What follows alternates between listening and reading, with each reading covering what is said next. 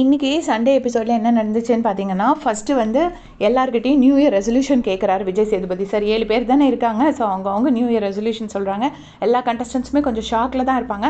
சடனாக 2 பேர் வெளியே போனதுனால நியூ இயர் ரெசல்யூஷன்லாம் சொல்லி முடிச்சதுக்கப்புறம், இந்த வீட்டில் யார் எனக்கு வந்தால் ரத்தம் அவனுக்கு வந்தால் தக்காளி சட்னிங்கிற மாதிரி யார் பிஹேவ் பண்ணுவாங்கன்னு ஒரு கொஸ்டின் கேட்டிருக்காரு.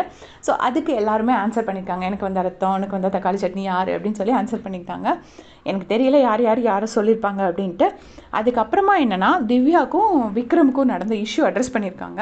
திவ்யாவுக்கும் விக்ரமுக்கும் நடந்த இஷ்யூ நிறைய நடந்துச்சு. போன வாரம் ஒரு சண்டை நடந்துச்சு, அப்புறம் நாமினேஷனில் ஒரு சண்டை நடந்துச்சு, அந்த பால் டாஸ்கில் ஒரு சண்டை நடந்துச்சு. ஆனால் பால் டாஸ்க்கை தான் டிஸ்கஸ் பண்ண மாதிரி சொல்கிறாங்க. கரெக்டாக எனக்கு தெரியல. 3 விஷயம் நடந்துச்சு திவ்யாவுக்கும் விக்ரமுக்கும். பால் டாஸ்க்கை தான் நடந்த மாதிரி இருந்துச்சு. அது சொல்கிறது என்ன சொல்கிறாங்கன்னா, திவ்யா கணேஷ்க்கு தான் ரோஸ்ட்டுங்கிற மாதிரி சொல்கிறாங்க. எனக்கு அதில் கொஞ்சம் நம்பிக்கை இல்லை.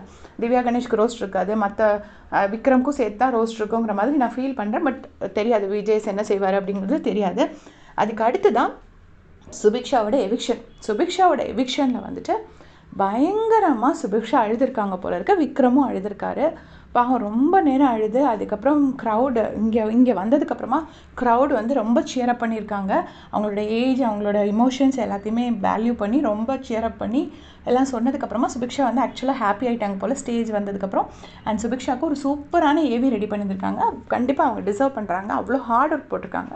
தோ மக்களுக்கு இப்போ எல்லாமே டாக்ஸிக் கண்டென்ட் தான் பிடிக்கும். இந்த மாதிரி ஹார்ட் ஒர்க் போடுற இது யாருமே விரும்ப மாட்டாங்க.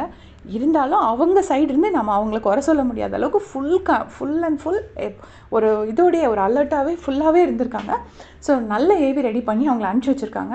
அப்புறமா போயிட்டு டிடிஎஃப்பை இவங்க கையில் கொடுத்துருக்காங்க, அரோரா கையில் கொடுத்துருக்காங்க. அரோராவை நல்லா அப்ரிஷியேட் பண்ணி ஃபுல் எஃபர்ட்ஸ் போட்டிங்க, சூப்பராக இந்த வீக் பர்ஃபார்ம் பண்ணிங்க அப்படின்னு சொல்லி அரோராவுக்கு அப்ரிசியேஷனும் கொடுத்து, அரோரா கையில் டிடிஎஃப்பையும் கொடுத்துட்டு விஜேஎஸ் போயிருக்காரு அப்படிங்கிற மாதிரி தான் நியூஸ் வந்திருக்கு. ஸோ இதை பற்றி உங்களுடைய கமெண்ட்ஸை சொல்லுங்கள். தேங்க்ஸ் ஃபார் வாட்சிங்.